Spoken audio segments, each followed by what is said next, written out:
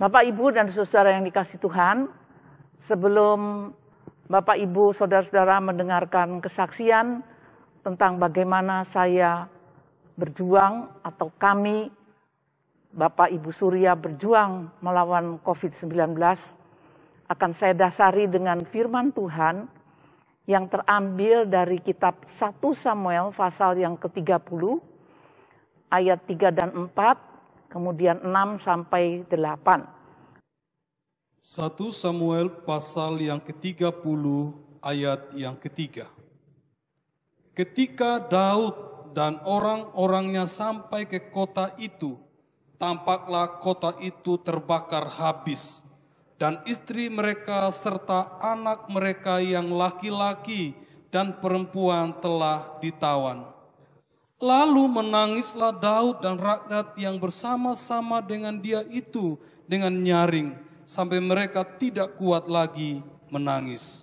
Ayat yang ke-6. Dan Daud sangat terjepit, karena rakyat mengatakan hendak melempari dia dengan batu. Seluruh rakyat itu telah pedih hati, masing-masing karena anaknya laki-laki dan perempuan. Tetapi Daud menguatkan kepercayaannya kepada Tuhan Allahnya. Lalu Daud memberi perintah kepada Imam Abiatar bin Abimelek, bawalah efod itu kepadaku. Maka Abiatar membawa efod itu kepada Daud. Kemudian bertanyalah Daud kepada Tuhan, katanya, haruskah aku mengejar gerombolan itu? Akan dapatkah mereka kususul? Dan ia berfirman kepadanya, kejarlah, sebab sesungguhnya engkau akan dapat menyusul mereka dan melepaskan para tawanan. Mari kita bersama-sama berdoa untuk firman Tuhan. Kiranya Engkau sendiri Tuhan yang akan berbicara kepada kami melalui setiap kebenaran firman-Mu ini, sehingga kami dapat memaknainya di dalam kehidupan kami. Ketika kami menghadapi hal-hal yang tidak terduga, yang tidak diinginkan, yang mengancam kehidupan kami, biarlah kami mempunyai dasar firman Tuhan yang akan menjadi kekuatan bagi kami. Urapi hamba-Mu Tuhan untuk bisa menyampaikan sebagaimana yang Tuhan kehendaki. Kiranya Tuhan sembunyikan hamba-Mu di dalam kekuatan kuasa-Mu, supaya hanya Tuhan saja yang dimuliakan. Di dalam nama Tuhan Yesus Kristus. Haleluya. Amin. Jikalau Bapak, Ibu, dan saudara-saudara ada yang ingat, firman Tuhan ini adalah yang disampaikan oleh Bapak Gembala Sidang dalam ibadah penutup tahun. Pada waktu itu sebetulnya Bapak Gembala Sidang sudah mempersiapkan di bagian yang lain. Tetapi kira-kira kurang 2 hari, dia meminta supaya salah satu mahasiswa Stefa membacakan ayat ini, 1 Samuel 30, yaitu tentang Siklak diserang oleh orang-orang Amalek. Dan pada waktu ibadah penutup dan pembuka tahun, Bapak Gembala Sidang membawakan firman Tuhan ini. Dari apa yang digerakkan Tuhan di dalam hatinya untuk membawakan bagian ini. Ketika saya mendengarkan uraian dari Bapak Gembala Sidang, pada waktu itu Bapak Gembala Sidang menguraikannya agak singkat. Saya berpikir, wah sayang sekali uraiannya singkat. Sebetulnya banyak sekali poin-poin di dalam firman Tuhan ini yang masih dapat diuraikan. Tetapi Bapak, Ibu, saudara yang dikasihi Tuhan, justru ketika saya mengalami menderita oleh karena corona ini, firman Tuhan ini berbicara kembali kepada saya. Kenapa? Karena kami mengalami satu situasi seperti yang Daud alami. Satu situasi yang tiba-tiba terjadi di tengah-tengah keluarga kami. Sesuatu yang tidak pernah siapapun menginginkannya. Di mana di situ sebelum kami mengalami COVID. Belasan mahasiswa Stefa juga mengalami COVID dan mereka harus dikarantina mandiri. Padahal kami sudah berdoa supaya tidak ada yang terkena COVID. Tetapi pada akhirnya sampai kami sendiri terkena COVID. Itu sungguh suatu kejadian sama seperti ketika Daud melihat ketika dia kembali dari peperangan, kotanya, kota Siklak sudah dibakar habis. Anak istri mereka semua ditawan. Sampai mereka menangis dan tidak kuat lagi menangis. Saat itu kami memang merasakan hal yang seperti itu. Anak-anak kami tidak bisa berbuat apa-apa karena tidak bisa menolong, tidak bisa menjaga. Jadi Bapak, Ibu, dan Saudara yang dikasihi Tuhan, saat saya berbaring dengan menderita, saya teringat kembali akan firman Tuhan ini. Dan di dalam hati saya Roh Kudus berbicara, inilah uraian daripada firman Tuhan itu. Bahwa ada saat di mana kita ini betul-betul secara tiba-tiba dibuat tidak berdaya. Sesuatu yang tidak kita inginkan, sesuatu yang mengancam kita, sesuatu yang membuat kita menderita, Tuhan izinkan terjadi. Dan perlukah kita bertanya, mengapa Tuhan kok Tuhan izinkan hal ini terjadi? Seiring dengan berjalannya waktu, kita melihat yang penting Daud di situ menguatkan kepercayaannya. Di saat kita sungguh-sungguh sudah tidak berdaya secara fisik, kadang pun kita berdoa tak mampu lagi. Disitulah saya bersama Yosina yang menjaga, mendampingi saya. Kami menguatkan kepercayaan kami dan tetap berdoa. Akankah dapat aku menghadapi hal ini? Seperti Daud bertanya. Dan Bapak, Ibu, dan saudara yang dikasihi Tuhan, di dalam ayat yang ke-11 sampai 18, kalau Bapak Ibu membaca, di situ Tuhan menyediakan pertolongan. Tuhan berbicara kepada Daud ketika Daud bertanya, akankah dapat aku mengejar mereka? Tuhan katakan dapat. Akan dapat menyusul, dapat. Bagaimana caranya? Tuhan menyediakan pertolongan dengan mempertemukan Daud kepada seorang budak orang Amalek yang ditinggalkan karena sakit. Ditinggalkan di jalan dengan lemah, kemudian rombongan Daud memberikan makanan sehingga dia kuat kembali. Dan orang itulah yang dipakai oleh Tuhan untuk menolong rombongan Daud menunjukkan jalan ke tempat orang Amalek itu. Sehingga Daud bersama rombongannya dapat menyerang balik orang Amalek itu. Mengalahkan semuanya dan mengambil anak-anak, istri-istri mereka yang ditawan, sehingga tidak ada seorang pun yang kurang dari yang ditawan itu. Bahkan mereka kembali dengan membawa jarahan yang sangat banyak. Jadi kesimpulannya Bapak, Ibu, dan Saudara yang dikasihi Tuhan, kalau Tuhan mengizinkan sesuatu itu terjadi, yang menurut kita, mengapa Tuhan kejam? Mengapa Tuhan tidak mendengar doa kami? Mengapa Tuhan membiarkan kami? Tentu tidak semena-mena Tuhan mengizinkan sesuatu terjadi tanpa ada hal yang dapat memuliakan namanya. Tanpa ada cara untuk menolong dan mengeluarkan dari masalah. Ketika kami merenungkan, selesai melewati masa-masa krisis, masa-masa yang mengancam, ternyata memang Tuhan menyediakan pertolongan.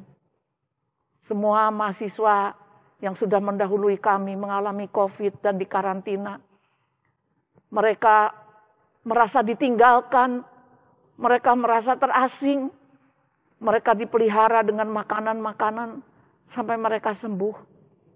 Dan akhirnya mereka justru menjadi pahlawan bagi kami yang menolong kami sehingga kami dapat lepas dari serangan-serangan yang membuat kami menderita. Oleh karena itu, saya berpikir dan menyadari bahwa firman Tuhan yang dibawakan oleh Bapak Gembala Sidang di awal tahun dengan ayat ini dan uraiannya adalah apa yang kami alami. Sehingga dengan demikian kami dapat memahami bahwa apabila firman Tuhan itu diberitakan, itu bukan sekedar berasal daripada pikiran manusia. Tapi firman Tuhan itu akan berbicara kepada kita dalam kehidupan kita setiap hari, setiap saat, sepanjang tahun, ketika kita harus mengalami hal-hal yang tidak kita duga, penderitaan, pencobaan, ujian, apapun juga. Dan firman Tuhan itu berbicara sepanjang saya dalam penderitaan. Dan dengan sulit berbicara, karena saya pakai masker oksigen, saya sampaikan kepada Pak Surya, aku berpegang kepada firman Tuhan yang kamu bawa saat penutup pembuka tahun 1 Samuel 30. Percaya, mari kita menguatkan kepercayaan kita. Itulah seruan saya, Bapak, Ibu, dan Saudara, supaya dalam keadaan apapun, kita harus menguatkan kepercayaan kita. Justru saat-saat seperti ini, di mana serangan, bencana, penyakit, penderitaan dapat menyerang, menimpa siapapun, kita semua harus menguatkan kepercayaan kita. Saya bersyukur kalau saya masih hidup hari ini dan saya dapat berbagi dengan saudara-saudara yang dikasihi Tuhan apa yang saya alami di dalam hari akhir-akhir ini. Pada waktu bulan Juni tahun 2020, saya baru saja operasi tiroid, operasi besar. Itu pun sudah dalam situasi corona. Saya memutuskan tetap untuk operasi dan bisa lewat dengan selamat. Setelah saya sembuh dari operasi tiroid, mulai bulan Juli di rumah saya selalu bersekutu dengan mahasiswa STT Fata yang ada di rumah saya, Indah dan Melwan. Kita terus mendoakan supaya jemaat, mahasiswa STT Fata, kami yang di dalam keluarga pastori, jangan sampai terkena COVID. Tetapi apa yang terjadi? Pada bulan Desember, mulai awal Desember itu, ternyata beberapa mahasiswi di asrama STT Fata mulai menunjukkan gejala-gejala COVID. Ada yang kehilangan penciuman, ada yang mulai demam dan sebagainya.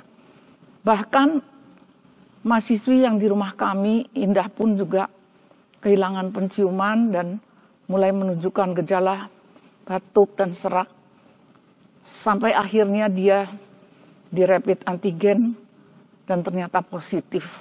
Hal ini sangat mengejutkan bagi kami bahwa orang yang serumah dengan kami positif.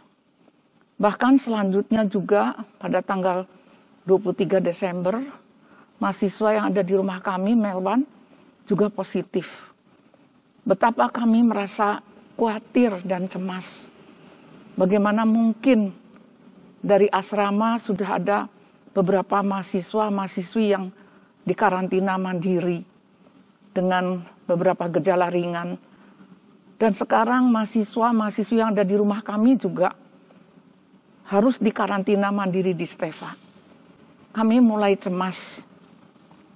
Pada waktu itu, bulan Desember dilewati dengan penuh kecemasan, sehingga pelayanan-pelayanan di bulan Desember pun harus dengan sangat menjaga protokol kesehatan.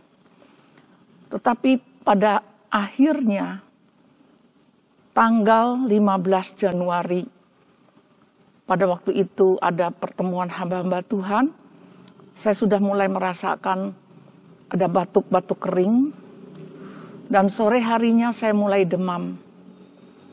Mulai merasakan dingin yang sangat membuat tubuh saya tidak bisa tahan, dan kemudian suhu menjadi 37,9. Saya sudah menyadari bahwa ini pasti saya terkena COVID.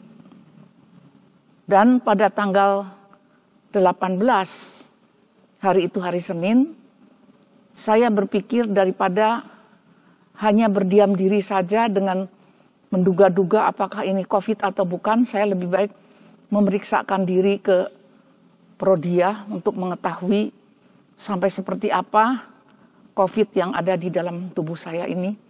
Dan saya juga mengajak suami saya untuk ikut periksa di laboratorium.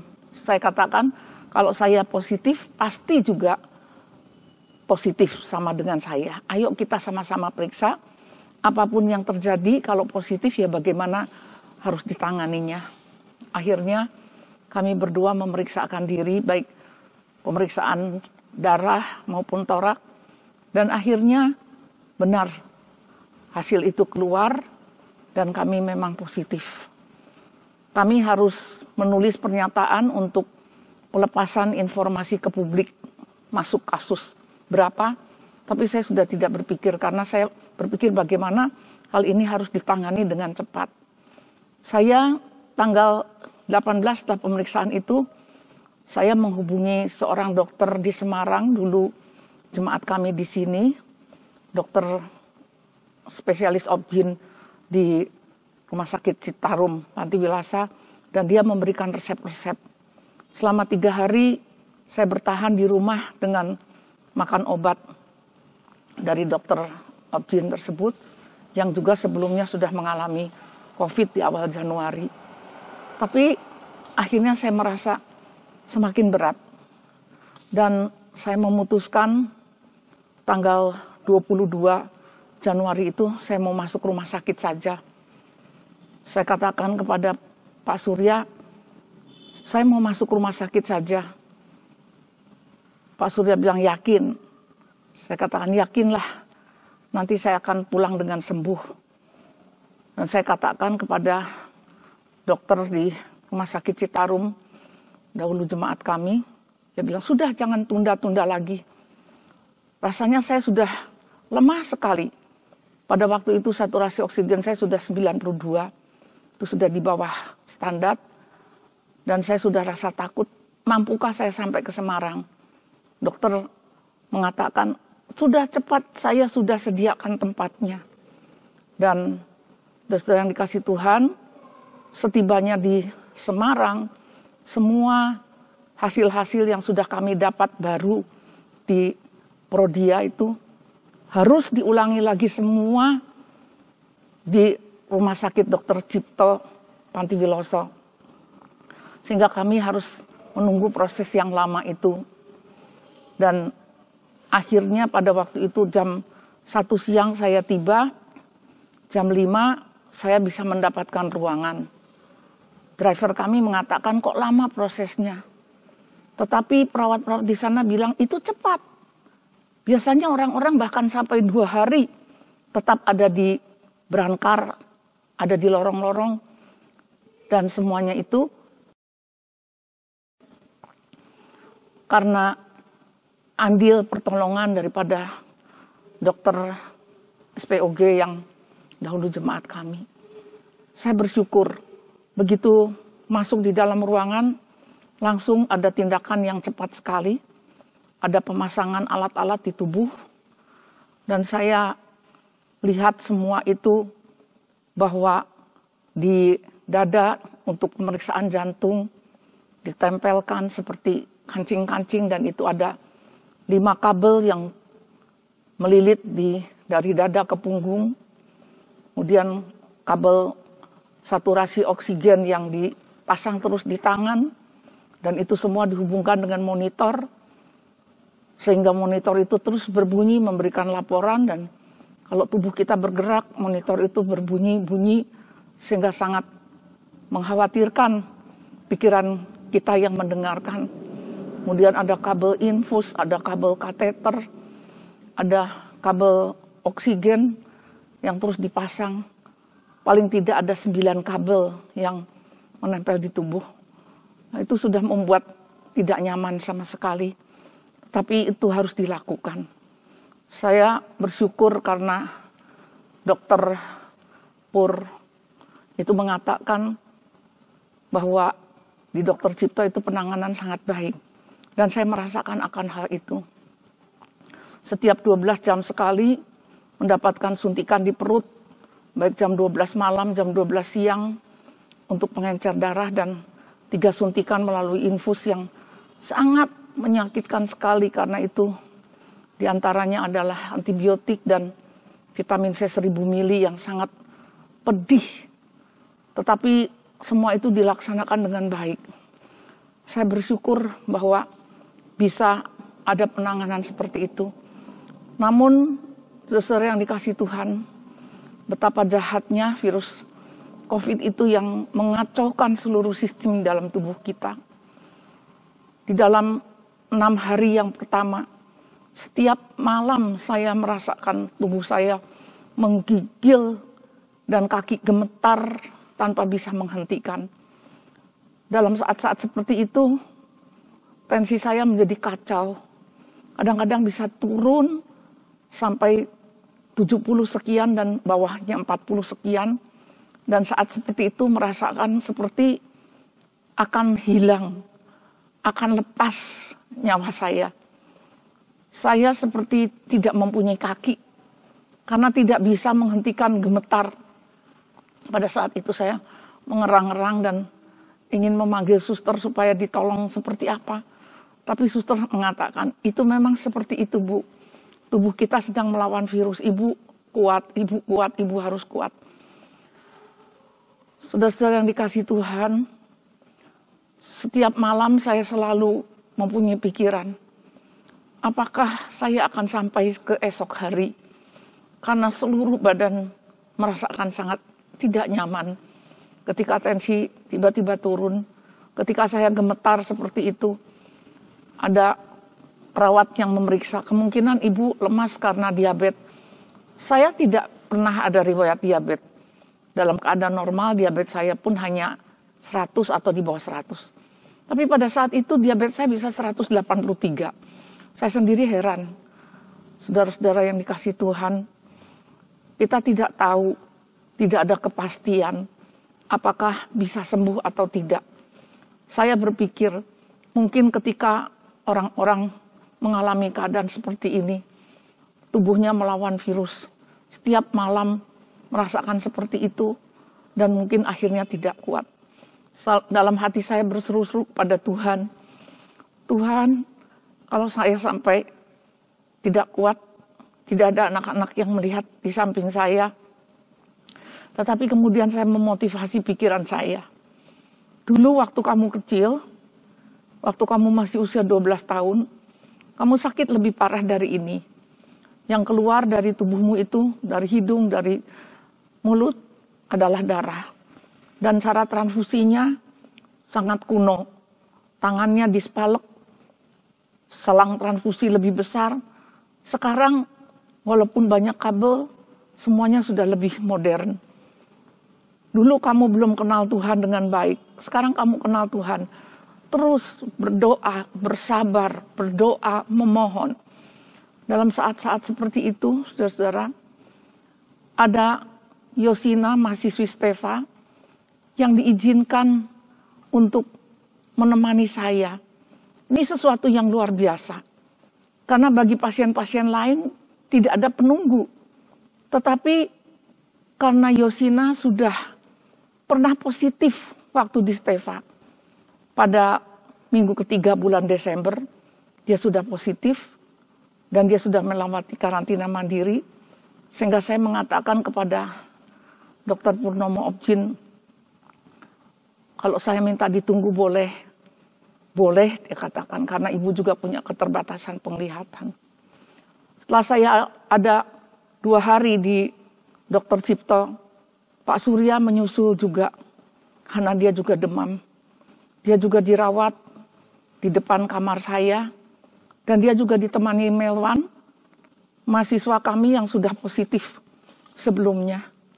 Jadi, saudara-saudara yang dikasih Tuhan, mahasiswi Stefa yang sudah positif lebih dulu, mereka telah dipersiapkan oleh Tuhan untuk menjagai dan menemani kami ketika kami harus dirawat di rumah sakit.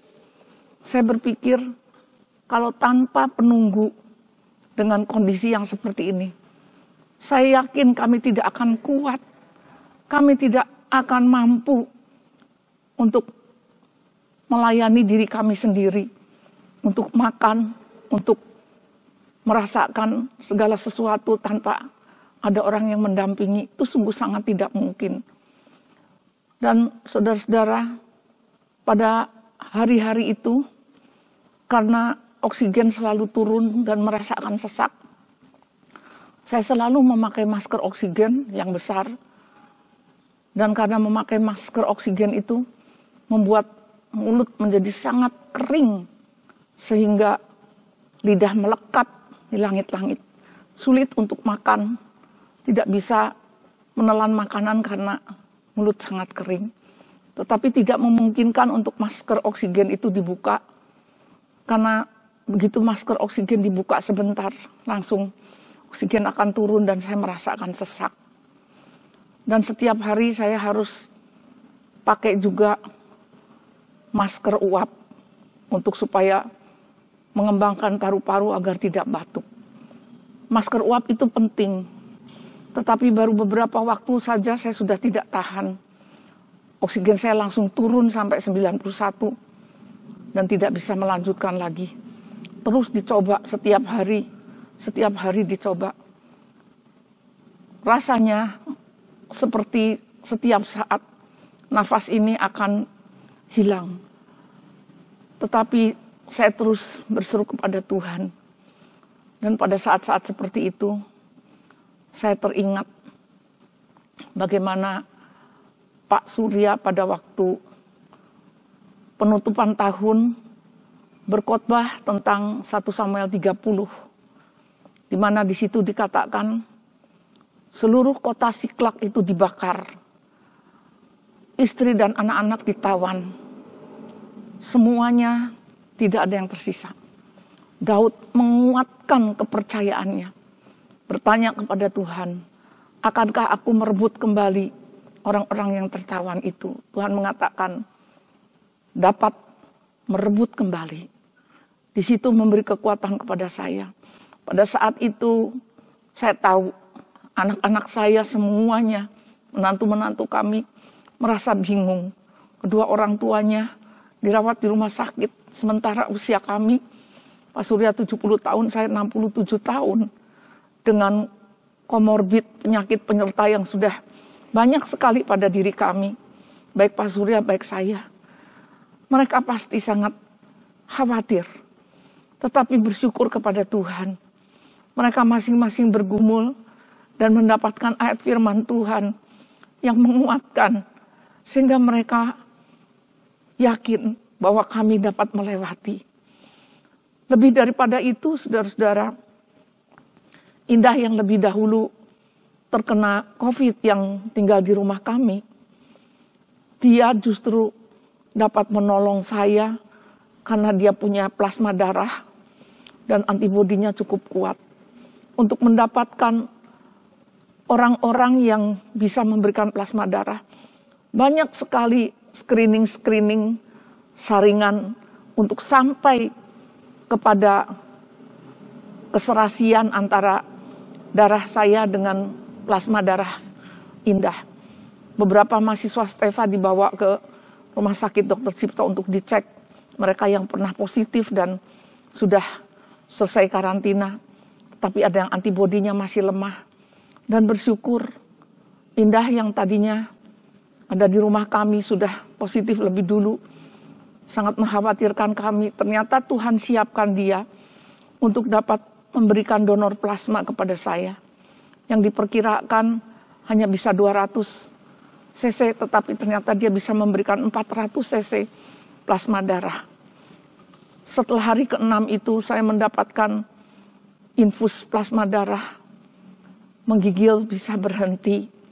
Saya merasakan lebih ringan dan merasakan ada kekuatan. Saya bersyukur kepada Tuhan bahwa Tuhan memang tidak mengabulkan doa bahwa kami tidak terkena COVID.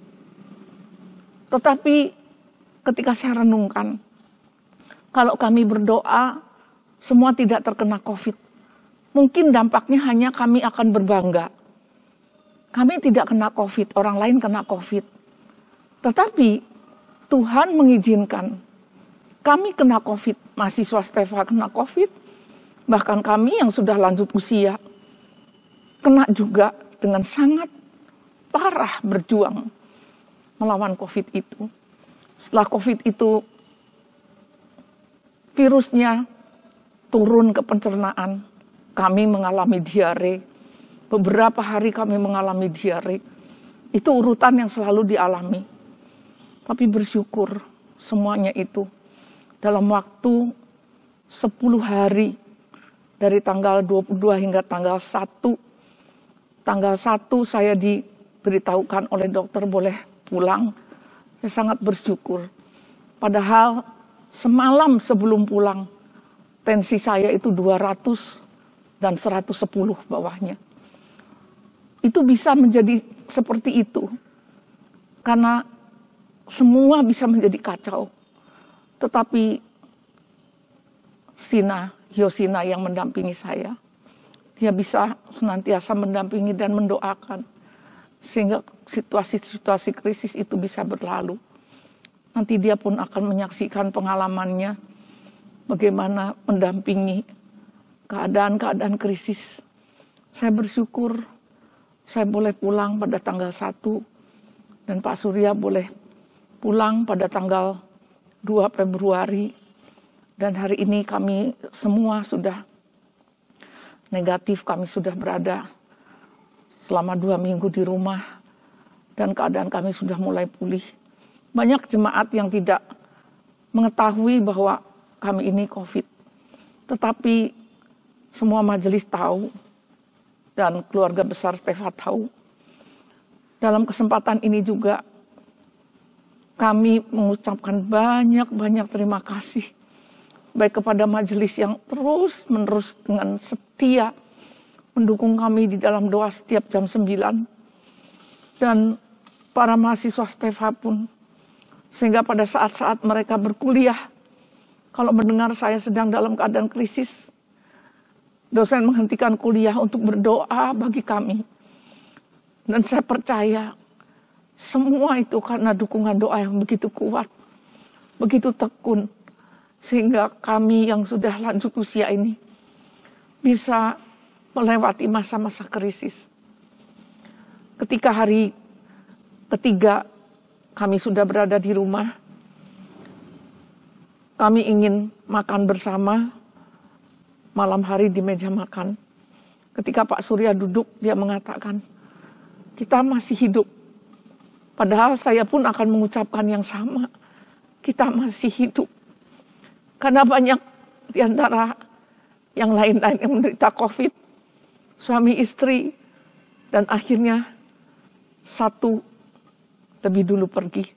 Tetapi Tuhan masih memberikan kepada kami hidup. Dan hidup yang diberikan sekarang ini sangat berarti bagi kami. Karena kami telah melewatinya dalam satu perjuangan yang berat. Sehingga dengan doa daripada semua saudara-saudara, kami dapat pulih dan dapat berbagi kepada semua saudara-saudara. Yang ingin saya sampaikan, biarlah kita sungguh-sungguh hidup dalam kerendahan hati, hidup dalam kewaspadaan, hidup dalam takut akan Tuhan, dan hidup dengan berserah melihat karya-karya Tuhan yang begitu mengasihi kita, dengan pemikiran-pemikirannya yang begitu unik. yang mengizinkan segala sesuatu terjadi, tetapi menyediakan segala sesuatu dengan seksama dan cermat. Inilah yang dapat saya sharingkan kepada seluruh saudara-saudara. Biarlah nama Tuhan dimuliakan, bahwa hidup kita ini adalah milik Tuhan sepenuhnya. Shalom Bapak Ibu Saudara yang terkasih di dalam nama Tuhan Yesus Kristus.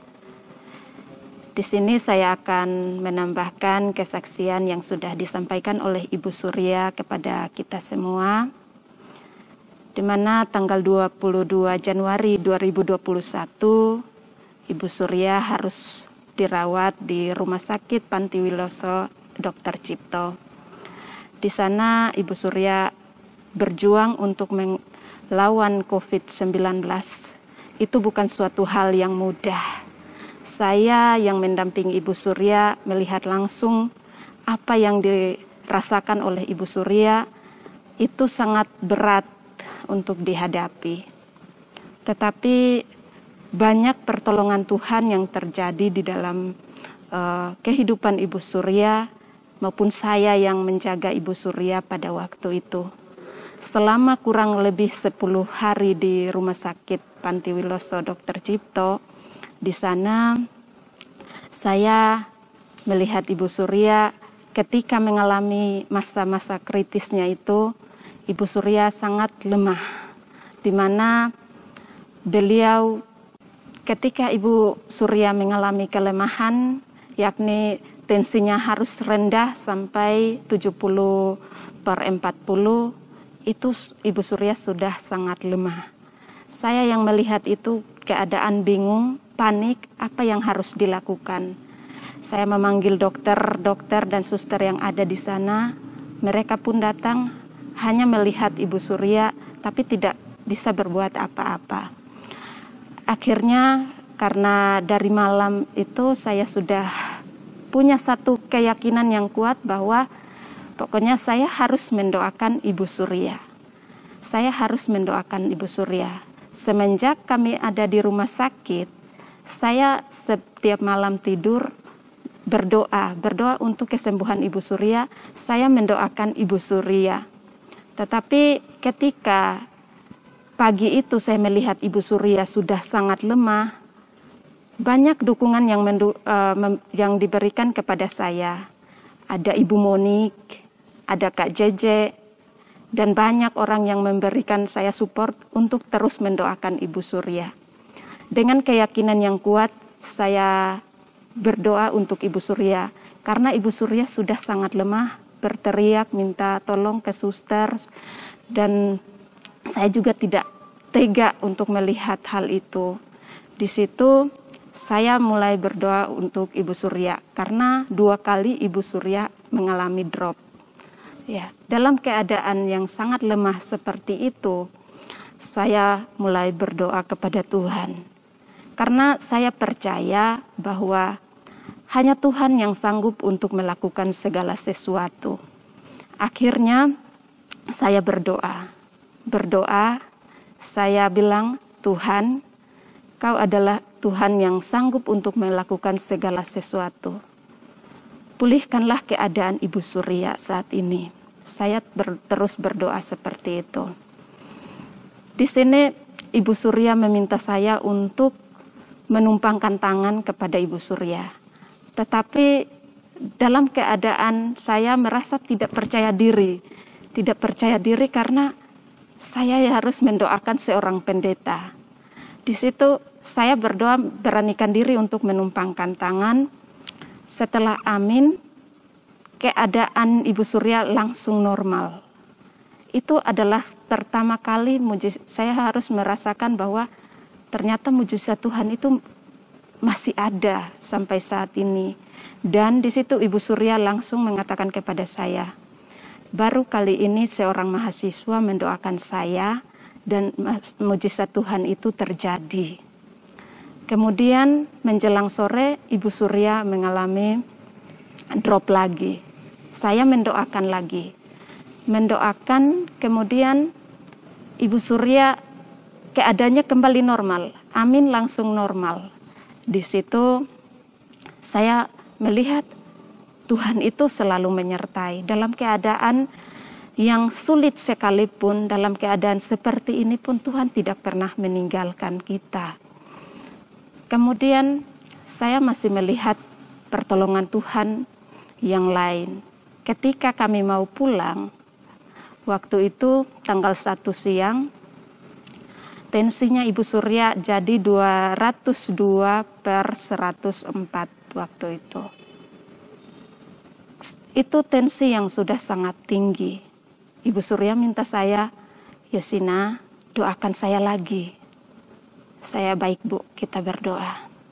Saya berdoa setelah amin, beberapa menit kemudian, mungkin 10 menitan kemudian, keadaan Ibu Surya kembali normal. Dari 202/104 jadi 130/90. Puji Tuhan, saya mengatakan puji Tuhan. Dokter dan suster setiap keadaan Ibu seperti itu dipanggil, kemudian tiba-tiba mereka datang, keadaan Ibu sudah kembali normal. Saya hanya menyatakan puji Tuhan. Semua itu bukan karena kuat dan hebat saya sebagai manusia, tetapi saya percaya itu semua karena Tuhan, bukan saya.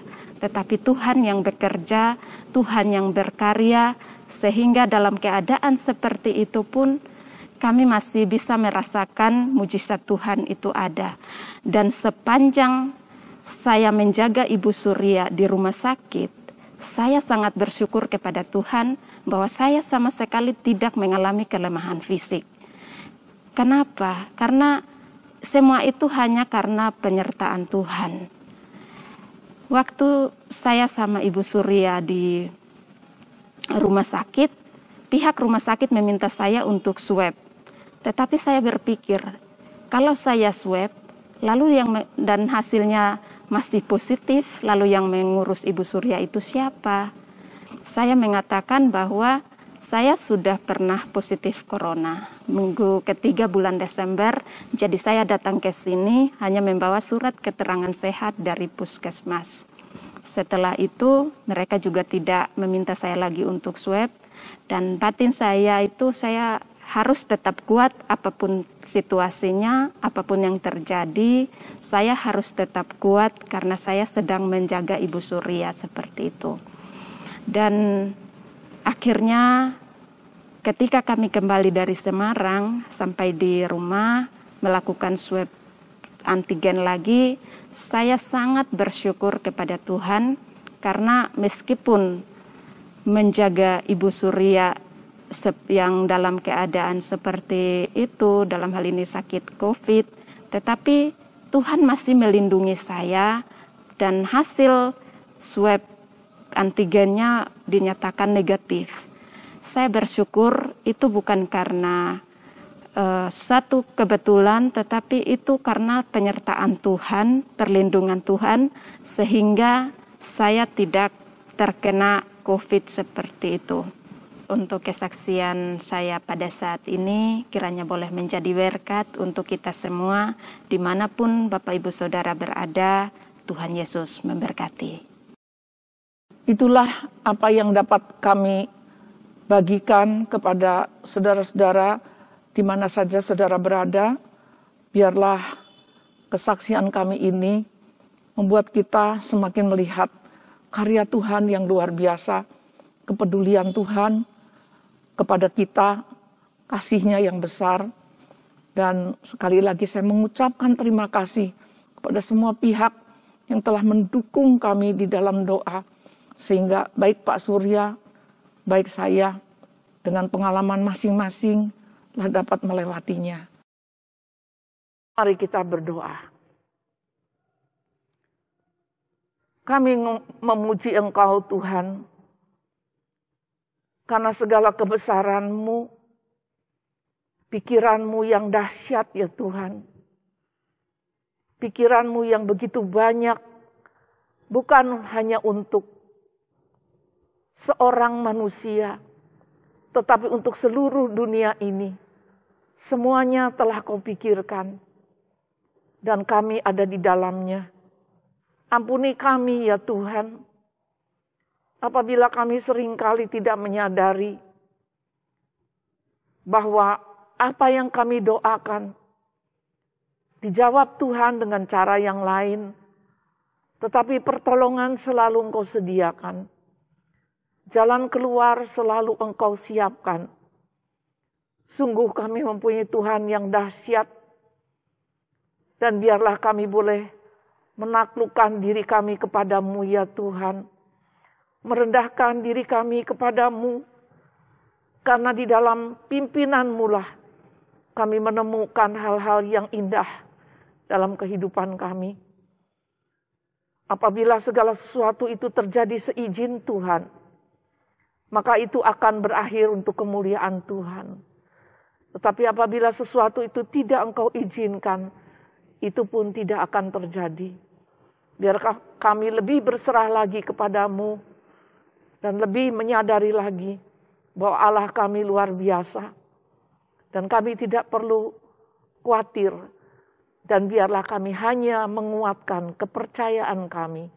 Di dalam nama Tuhan Yesus Kristus, kami berdoa dan mengucap syukur. Haleluya. Amin.